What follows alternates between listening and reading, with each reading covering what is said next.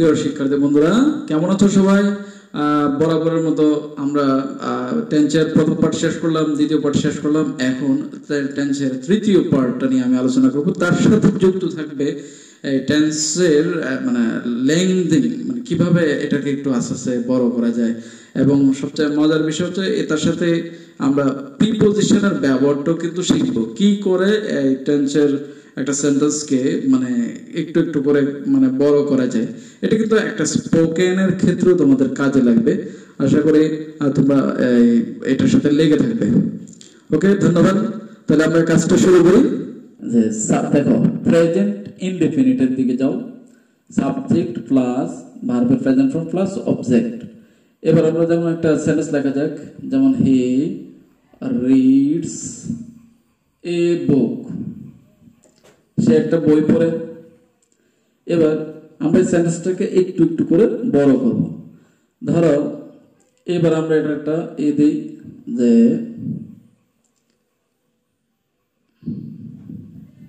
Adverb of place.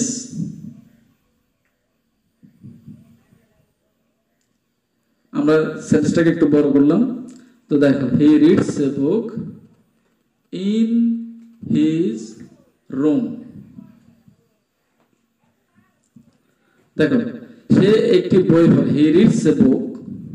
তারপরে আমরা একটু লাগিয়ে দিলাম কি adverb of place, in his room, তার কক্ষে বসে।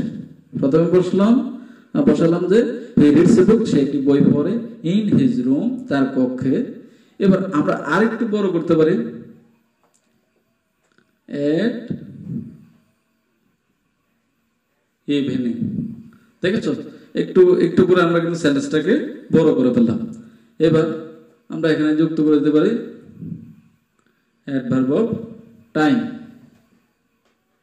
তাহলে চিন্তা করে দেখো, প্রথমে subject plus V1 plus object plus adverb of place, অর্থাৎ প্রথমে কোন জায়গায় সে বই পড়ে, তাহলে জায়গার নামের পরে আসবে সে কখন এই কাজটা করতেছে, তার মানে সময়ের কথা আসবে। তাহলে সময়, subject plus verb plus object plus জায়গার নাম, তারপরে সময়ের নাম। এইভাবে কিন্তু আমরা একটু একটু করে বড় করতে পারি। তো এরকম ভাবে তোমরা আরো একটু দেখো, যেমন ধরো হি ড্রিঙ্কস টি। এবার ইন হিজ রুম এটা না দিয়ে ধরো ইন হিজ গার্ডেন। এবার কি দিতে পারো, ইন হিজ গার্ডেন কখন, এট মর্নিং দিয়ে দাও।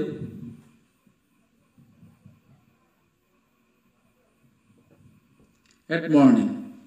একইভাবে আমরা আরো দেখো, যেমন দেখো এই সাবজেক্ট ভার্ব অবজেক্ট। ভার্বগুলো দেখো, প্রথম সারির verb he reads, she drinks, we discuss, প্রথম সারির ভার্ব। তারপর দেখো উই ডিসকাস আওয়ার লেসন। তাহলে তোমার এই রুলসটা কিন্তু ঠিক আছে। এই রুলসের সাথে আমরা সেন্টেন্সটাকে আরেকটু বড় বানালাম। কি করে, ওই যে অ্যাডভার্ব অফ প্লেস। তাহলে দেখো, শি ড্রিঙ্কস টি, সে চা পান করে। কোথায় পান করে, in his in her garden. In her garden কখন, এট মর্নিং। তাহলে দেখো এই একইভাবে অবজেক্টের পরে আসছে কি অ্যাডভার্ব অফ প্লেস, তারপর আসছে অ্যাডভার্ব অফ টাইম। এখন তুমি ইচ্ছে করে যে বিভিন্ন সময় যখন লাগাবা, তবে লাগানোর আগে তোমার এই জিনিসগুলো কখন আসবে, তুমি যদি তোমার মনে হয় যে তুমি এর সাথে প্লেসও লাগাতে পারো, তাহলে প্লেসের কথা উল্লেখ করতে পারো। যদি সময়ের কথা উল্লেখ করো, তাহলে প্লেস বাদ দিয়ে সময়ের কথা উল্লেখ করো, অথবা সময়ের কথা বাদ দিয়ে তুমি প্লেসের কথা লাগাতে পারো, এভাবে।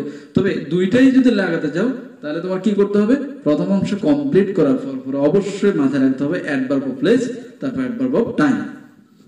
তাই কিভাবে পরেরটাও দেখো, উই ডিসকাস আওয়ার লেসন। আমরা আমাদের পাঠটাকে নিয়ে আলোচনা করি কোথায়, ইন অ্যান ওপেন ফিল্ড, একটি খোলা মাঠে। তারপর কখন আলোচনা করি, এট আফটারনুন। কেমন? তাহলে এইভাবে আমরা প্রেজেন্ট ইনডেফিনিটের ধারণাটা পেলাম। এরপরে এবার আমরা যাব পরেরটায়, কন্টিনিউয়াসের দিকে। আমরা এবার ধরো আমরা নিলাম কি এর আগে প্রেজেন্ট, এবার নিলাম ফার্স্ট ইনডেফিনিট। তাহলে ফার্স্টের দিকে গেলে তোমরা নিশ্চয়ই জেনেছো যে সাবজেক্ট প্লাস V1 এর জায়গায় এখন কি হবে, ভার্বের দ্বিতীয় সারিগুলো হয়ে যাবে, আর সব ঠিক থাকবে। দেখো তাহলে যেখানে ছিল রিড রিড রিড, তাহলে মানে এটা প্রথমটা দ্বিতীয়টা তৃতীয়টা একই রকম। তো এখন আমরা যদি এটা এসটা বাদ দিয়ে দিই, তাহলে দেখো শি রিড, তার মানে ভার্বটা কিন্তু দ্বিতীয় সারি। তাহলে শি রিড এ বুক, সে একটি বই পড়লো। আর এখানে আছে adverb of place, in his room, সে তার কক্ষে একটি বই পড়লো এট ইভিনিং, সন্ধ্যার দিকে। তারপরে দেখো শি ড্রিঙ্কস টি, এই জায়গায় এখন ভার্বটা ছিল V1, কখন, প্রেজেন্ট ইনডেফিনিটের জন্য। এখন আমরা যাচ্ছি ফার্স্ট ইনডেফিনিটে, তার মানে শুধু ভার্বটা দ্বিতীয় সারি হয়ে যাবে, তার মানে ড্রিঙ্কের জায়গায় এখন হবে ড্র্যাঙ্ক। তাহলে দেখো কি অর্থ দাঁড়াচ্ছে, সে ড্র্যাঙ্ক টি, সে চা পান করলো, ইন হার গার্ডেন, তার বাগানে, এট মর্নিং, সকালবেলা। তাহলে আমরা এটাকে যদি এভাবে বলি যে she drank tea in her garden at morning, সে সকালবেলা। এবার বাংলাটা আমরা ইংরেজির সাথে যদি মিলাই, তাহলে দেখো তাহলে কখন পেছন থেকে তোমার এইভাবে দিকে দেখো, এইভাবে পরে এইভাবে, তারপরে এইভাবে পরের দিকে আসবে। তাহলে সে সকালবেলা তার বাগানে চা পান করলো, তাহলে পেছন থেকে আসি আমরা সবগুলো দেখো। আবার উই ডিসকাস, এখানে যদি আমরা ডবল এস ইডি লাগিয়ে দেই, তাহলে কিন্তু আমাদের দ্বিতীয় সারি ভার্ব হয়ে গেল।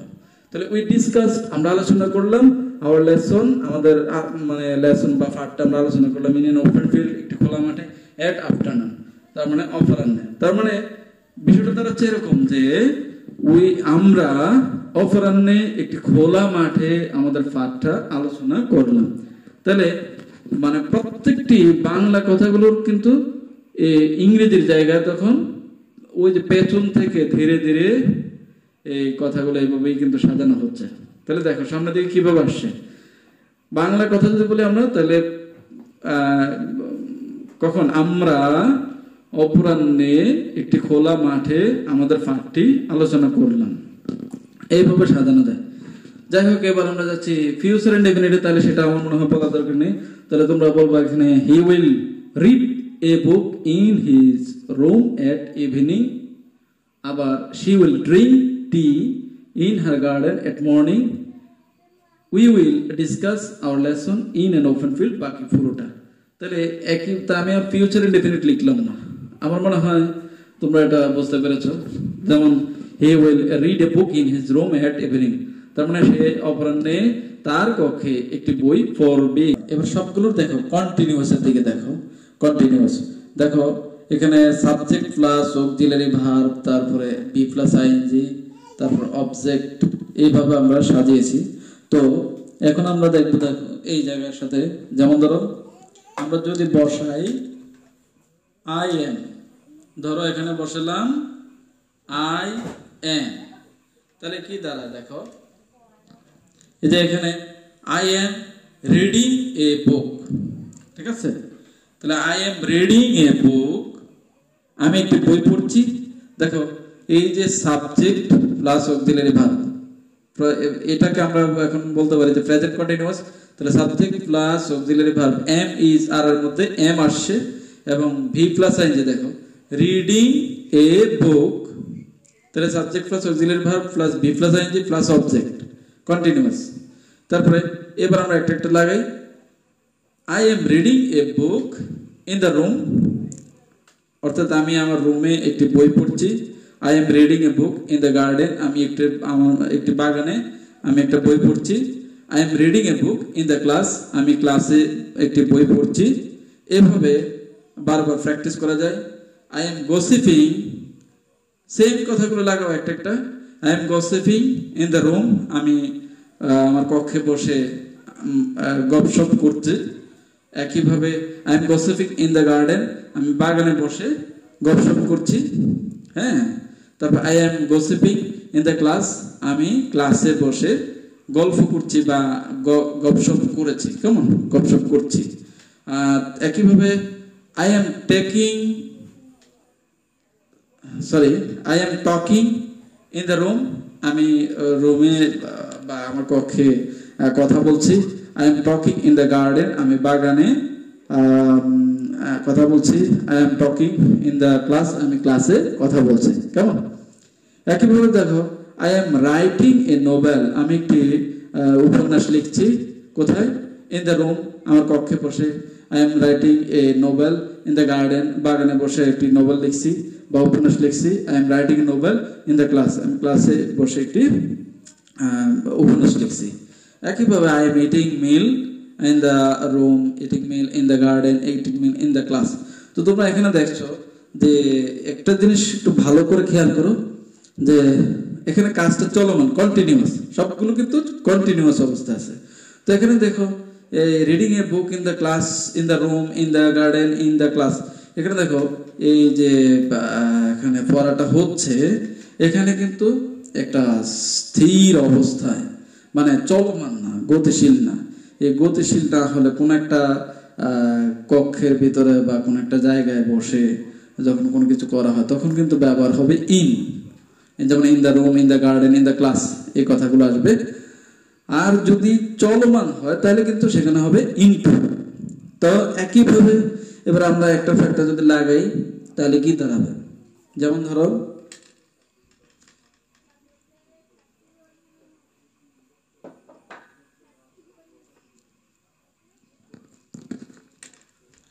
এবার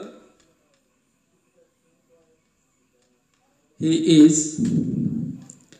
ইজ লাগাও, তাহলে কি দাঁড়াচ্ছে?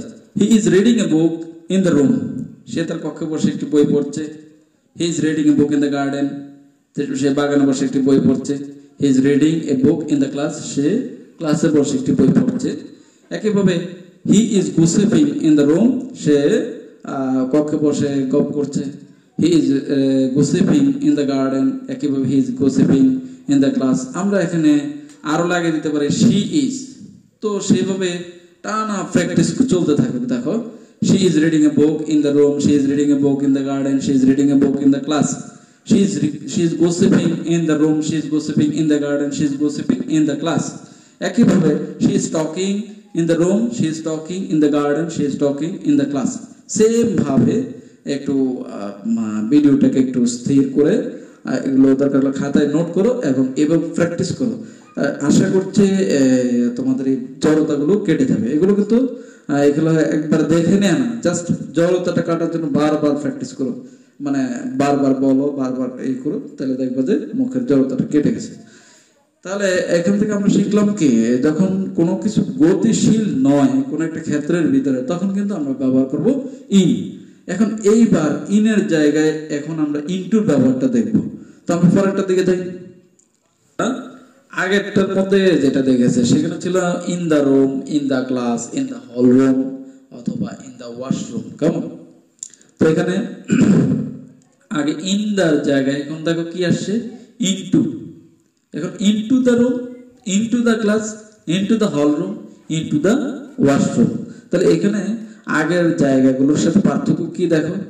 আগে ছিল রিডিং, আগে ছিল গুসিপিং, আগে ছিল ধরো ইটিং, টকিং। এই কথাগুলোর মানে হচ্ছে যে এগুলো আসলে কোনো গতিশীল প্রক্রিয়া না। জাস্ট আমরা যখন কথা বলি তাহলে জায়গায় বসে কথা বললাম, এখানে কিন্তু কোনো নাড়াছাড়া বা কোনো দৌড়াদৌড়ি, কোনো লাফালাফি এরকম কোনো কিছু বোঝায় না। কিন্তু দেখো রানিং, দৌড়াদৌড়ি করতেছে, তো দৌড়াদৌড়ি করতেছে যখন, তখন কিন্তু এখানে অবশ্যই এখানে একটা জিনিস গতি যুক্ত হয়ে গেল। তাহলে আগে ছিল ইন, এখন গতি যুক্ত হওয়ার সাথে যুক্ত হয়ে ইনের সাথে টু সহ কিন্তু যুক্ত হয়ে গেল। তাহলে রানিং ইনটু দ্য রুম। দেখো রুম বা কক্ষের ভিতরে দৌড়াদৌড়ি করছে। তো এখন তোমরা এখানে একটার পর একটা বসাও, he is running into the room, সে রুমের ভিতরে দৌড়াদৌড়ি করতেছে। একইভাবে he is jumping into the room, দেখো রুমের ভিতরে সে লাফাচ্ছে। তাহলে এই লাফানোর কাজটাও কি দাঁড়ালো, যে এখানে একটা গতিশীল প্রক্রিয়া চলে আসছে। একইভাবে she is dancing into the room, সেই কক্ষের ভিতরে নাচানাচি করছে। তো নাচানাচি করাটার সাথে একটা গতি কিন্তু যুক্ত রয়েছে। তো একইভাবে যেমন ধরো he is walking into the room, he is walking into the class, he is walking into the hall room। এইভাবে একটার পর একটা তোমরা লাগিয়ে বারবার প্র্যাকটিস করতে পারো। তো এখানে একের পর এক জিনিস বসাও, যেমন I am, you are, he is, she is, they are, we are, যেগুলো আপনি প্রথম পার্টে কিন্তু জেনেছিলেন, সরি টেন্সের দ্বিতীয় পার্টটাতে। তো এখন I am running into the room, হ্যাঁ, এবার তুমি প্র্যাকটিস করবে কিরকম ভাবে, I am running into the room, আমি রুমের ভিতরে দৌড়াদৌড়ি করছি। তারপরে he is jumping into the room, সে কক্ষের ভিতরে লাফালাফি করছে। একইভাবে she is jumping into the class, সে ক্লাসের ভিতরে লাফাচ্ছে। একইভাবে she is dancing into the hall রুমের ভিতরে সে নাচানাচি করছে। তাহলে দেখো সেখানে একটা গতি কিন্তু যুক্ত হয়েছে। কেমন? তাহলে গতি যুক্ত হলে ইন এর সাথে আমরা টু সহ যুক্ত করব, অর্থাৎ কোন একটা ক্ষেত্রের ভিতরে দেখা রুম বলো, ক্লাস বলো, হল রুম বলো, ওয়াশরুম বলো, সেগুলো কিন্তু একটা ক্ষেত্রের ভিতরে। তো সেই ক্ষেত্রে ক্ষেত্রের ভিতরে মানে ক্ষেত্রের ভিতরে মানে ইন, আর তার সাথে গতি যুক্ত হলো, তাহলে কিন্তু সেখানে গতি সহ তার মানে ইনটু হয়ে গেল। এবার ইচ্ছে করলে আগের মতো কথাগুলো তোমরা লাগিয়ে দিতে পারো, অর্থাৎ এগুলো ছিল into the room, into the class, into the hall room. হ্যাঁ, এগুলো হচ্ছে কি একটা জায়গার নাম, তার মানে অ্যাডভার্ব অফ প্লেস। তার সাথে আমরা টাইমের কথা ওই আগের মতো যুক্ত করে দিতে পারি, ইন দ্য ইভিনিং বা এট ইভিনিং, এট মর্নিং, এট আফটারনুন, এরকম আমরা যুক্ত করে দিতে পারি। তবে তোমাদের আরেকটা বিষয় খেয়াল রাখতে হবে যে আমরা যদি এইভাবে চিন্তা করি, ইন দা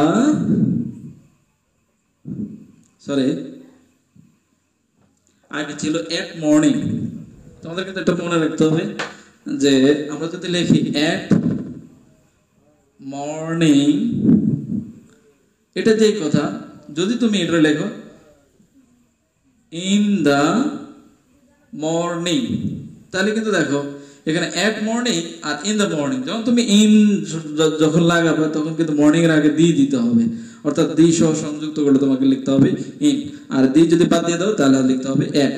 তো একইভাবে এট ইভিনিং, তারপরে ইন দা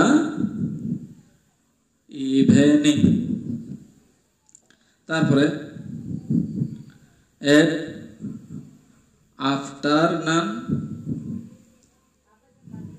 একইভাবে ইন দা আফটারনুন। তো আশা করি বিষয়টা অনেকটা তোমাদের কাছে ইজি হয়ে গেল। তো শিক্ষার্থী বন্ধুরা, এখানে আমরা আসলে যেগুলো শিখেছি এর পরের পার্টগুলো কিন্তু যে ভিডিওগুলো আমি ছোট করছি যাতে তোমরা আসলে দেখে একটু মজা পাও। তাহলে এর পরের আমরা এই মানে প্রিপোজিশনের জিনিসটাকে আমরা অ্যাড করব, এটা কিন্তু লেগে থাকতে হবে। এর পরের পার্টটা আমি আজকেই রিলিজ দেবো আশা করি। তো পরের পার্টটা দেখবা, কারণ এইটার সাথে প্রিপোজিশনের ব্যবহার নিয়ে অনেকেরই সমস্যা আছে, ব্যক্তিগতভাবে আমি অনেকের থেকে মানে জেনেছি। তো ইনশাল্লাহ এটা ক্লিয়ার হবে পরের পার্টগুলোতে, দেখতে থাকো। ধন্যবাদ সবাইকে।